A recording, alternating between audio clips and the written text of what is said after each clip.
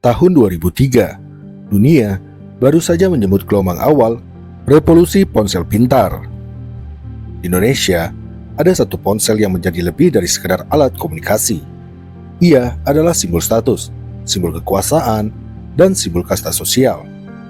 Nokia 6600. Dikenal sebagai HP Sultan, ponsel ini tidak hanya mengubah cara kita berkomunikasi, tapi juga membentuk budaya baru. Ini adalah kisah tentang teknologi, kekuasaan, dan kenangan yang tertanam dalam memori jutaan orang Indonesia.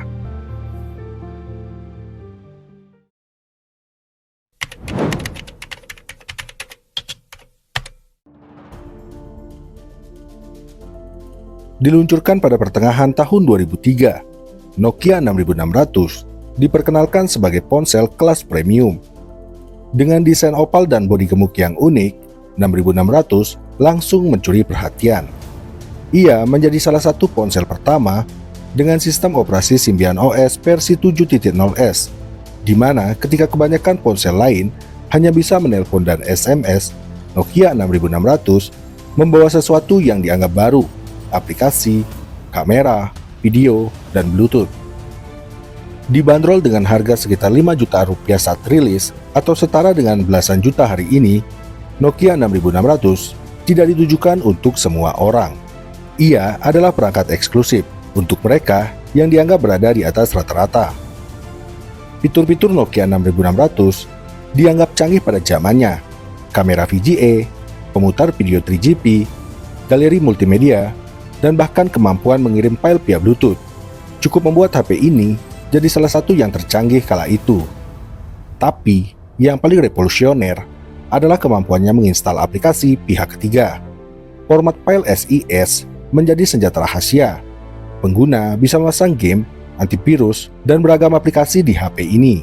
Ini adalah era di mana warnet dan majalah komputer menjadi sumber utama software untuk Nokia 6600. Mengunduh aplikasi dari komputer, lalu mentransfer via kabel data untuk menjalankannya di ponsel ini. Bagi generasi 2000-an, ini adalah pengalaman yang tak tergantikan.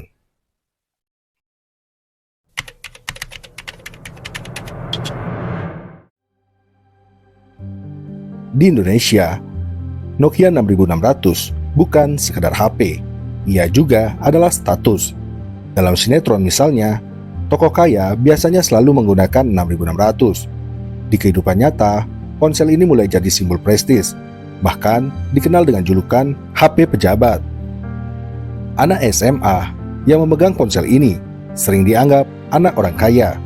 Pegawai kantor yang punya 6600 langsung diasumsikan sedang naik jabatan. Ia menjadi artefak sosial, pembeda kelas secara halus namun tegas. Siapa yang bisa lupa dengan game-game legendaris seperti Skyforce, Prince of Persia, atau F1 Racing di 6600? Atau mendengarkan lagu kesukaan dengan aplikasi MP3 atau Winamp di ponsel ini? Nokia 6600 bukan hanya ponsel pintar, ia adalah alat hiburan, alat belajar, bahkan alat iseng. Generasi yang tumbuh bersama 6600 bisa dibilang mengenal konsep multitasking pertama kalinya lewat ponsel ini.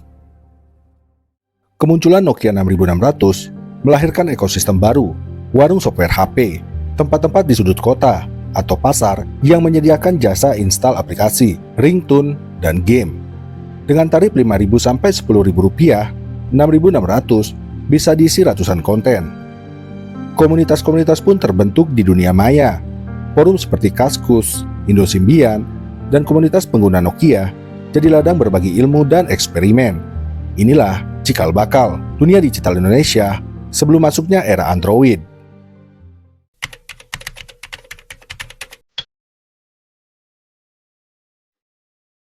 Namun, tak ada kejayaan yang bertahan selamanya.